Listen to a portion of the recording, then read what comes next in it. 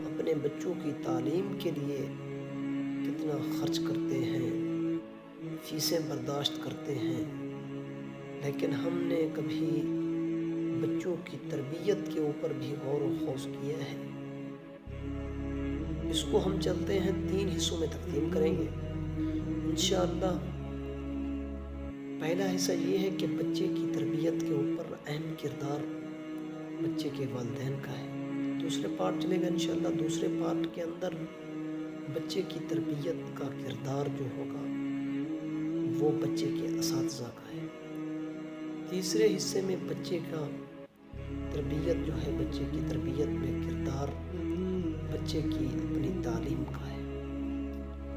اب بچے کے والدین کی کیا ذمہ داری ہے؟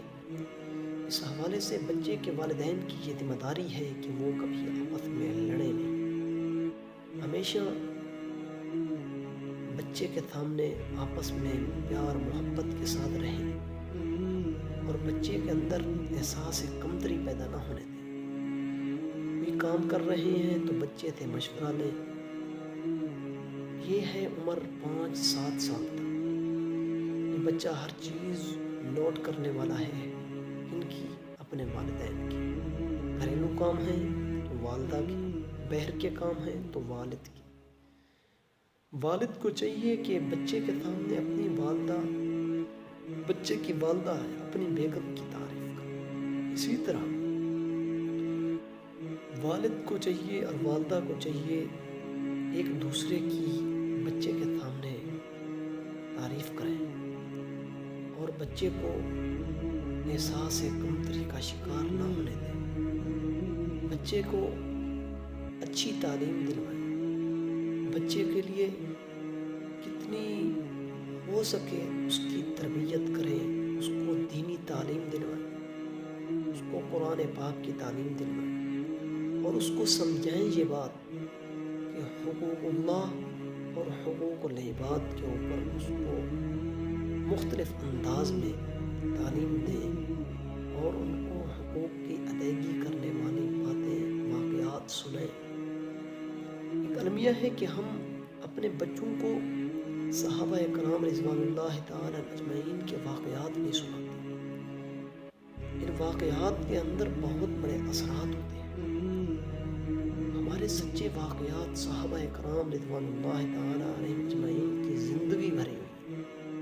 جب ہم ہمارے بچوں کے سامنے وہ صحابہ کرام جو بچپن میں اسلام لے آئے، ان کی جو کہانیاں ہیں، حقیقی سچی کہانیاں بچوں کو سنائیں گے، یقیناً ہمارے بچے بہت کچھ نوٹ کر لیتے ہیں۔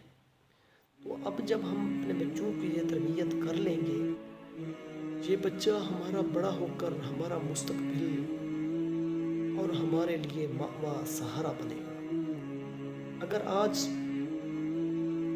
ہم نے بچے کو ایسے چھوڑ دیا، اس کو اچھی تعلیم نہیں دلوائی، اس کے سامنے ہم دور سے لڑتے جھگڑتے رہیں، اس کا بچے کی تربیت پر اثر ہوتا ہے۔